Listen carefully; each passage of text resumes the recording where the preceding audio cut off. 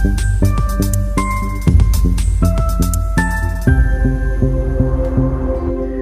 वालेकुम नाज़रीन, आज हमारी वीडियो का उन्वान है क्लास 9 की उर्दू की किताब में एक नज़म प्याम लतीफ़। इसको लिखा है शाह अब्दुल लतीफ़ भिटाई ने, जो एक सिंधी शायर हैं, और उर्दू में तर्जुमा किया है शेख अयाज़ ने।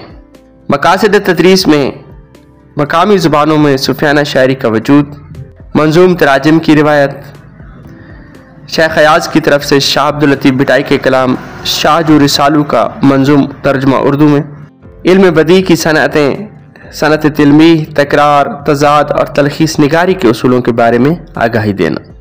नाज़रीन, जैसा कि उर्दू अदब की इब्तिदा सूफियाना शायरी से हुई और ये मौजू उर्दू शायरी में भी मकबूल रहा, इसी तरह दीगर पाकिस्तानी ज़ुबानों पश्तो, पंजाबी, सिंधी, सराइकी और बलोची में भी सूफियाना शायरी मकबूल रही है।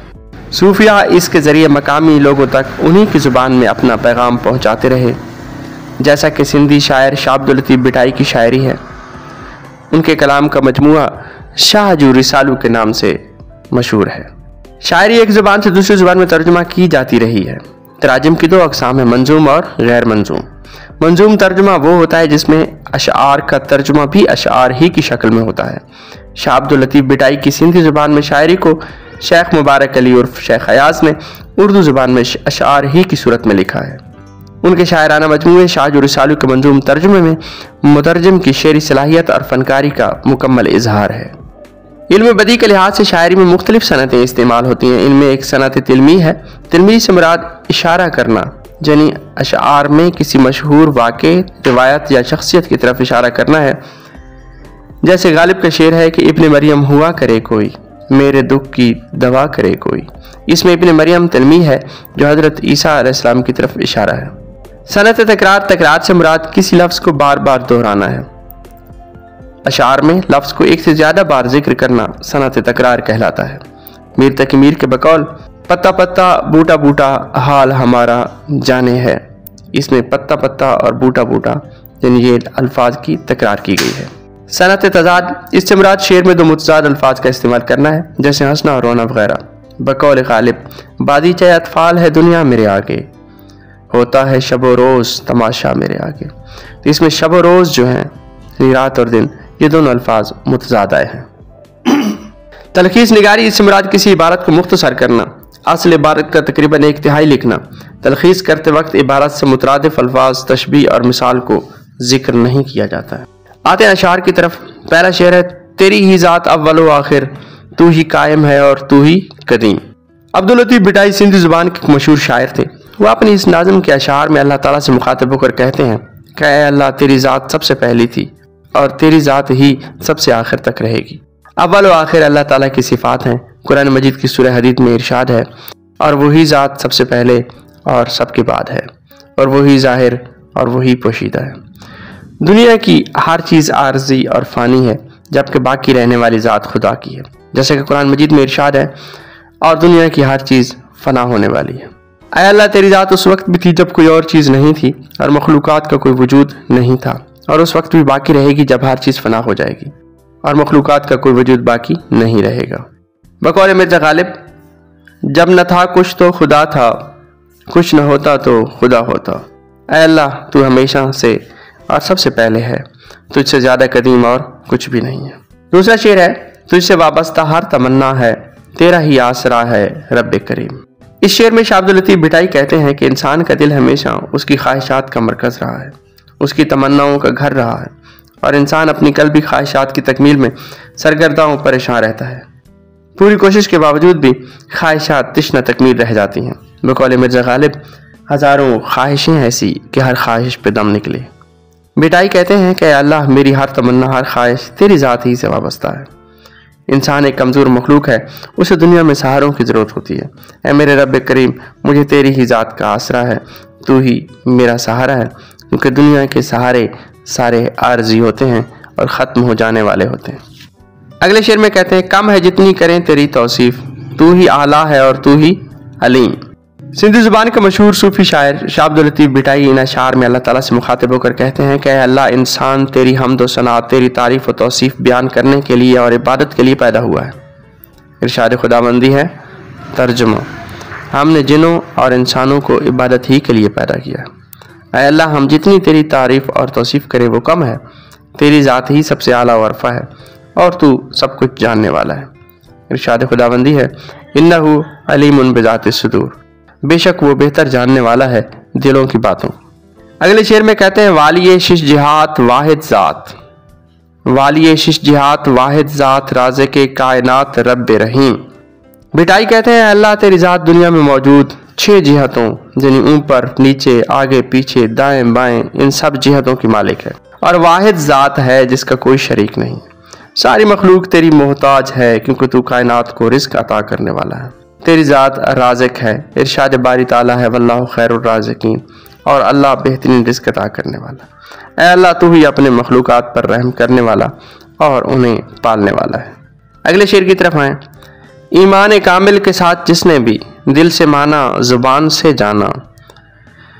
سندھی زبان کے مشہور شاعر عبداللطیف بھٹائی اس شعر میں کہتے ہیں کہ ایمان ہی انسان کے دین و عمل کی بنیاد ہے، اس لیے ایمان کا کامل ہونا ضروری ہے۔ ایمان اس وقت کامل ہوتا ہے جب وہ ایمان کی تعریف پر پورا اترے۔ کامل ایمان کے لیے جس طرح زبان سے اقرار ضروری ہے، اسی طرح دل سے تسلیم کرنا بھی لازم ہے۔ جہاں دل و زبان اکٹھے ہوں وہاں ایمان کامل ہوتا ہے۔ ایمان کی تعریف ہی یہی کی جاتی ہے کہ الایمان اقرار باللسان و تصدیق بالقلب، زبان سے اقرار کرنا اور دل سے اس کی تصدیق کرنا ہی ایمان ہے۔ اگلے شعر کی طرف آئیں، جس کی خاطر بنی تھی یہ دنیا، اس محمد کا مرتبہ جانا۔ بھٹائی کہتے ہیں کہ یہ دنیا اللہ تعالیٰ کی خوبصورت تخلیق ہے۔ یہ زمین، آسمان، اس کے خوبصورت نظارے اللہ تعالیٰ نے اپنے محبوب حضرت محمد صلی اللہ علیہ وآلہ وسلم کے لیے تخلیق کیے ہیں۔ جیسا کہ حدیث قدسی میں ہے، اگر آپ نہ ہوتے تو میں یہ دنیا نہ بناتا۔ حضور اکرم صلی اللہ علیہ وسلم کا مقام و مرتبہ اللہ تعالیٰ کے ہاں بہت بلند ہے۔ کامل ایمان ہونے کے لیے آپ کے مقام و مرتبے کو پہچاننا بہت ضروری ہے۔ اللہ تعالیٰ نے ایمان کی تکمیل اور اخروی نجات کے لیے آپ کی اطاعت کو لازم قرار دیا ہے۔ ارشاد باری تعالیٰ ہے، جس نے رسول کی اطاعت کی گویا اس نے اللہ کی اطاعت کی۔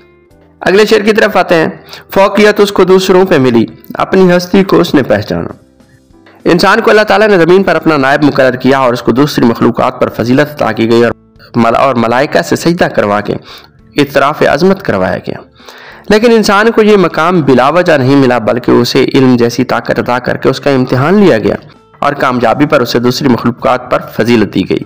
انسان کو دیے گئے علم ہی نے اسے اپنی ذات کی پہچان کروائی اور پھر معرفت خداوندی سے بھی سرفراز کیا۔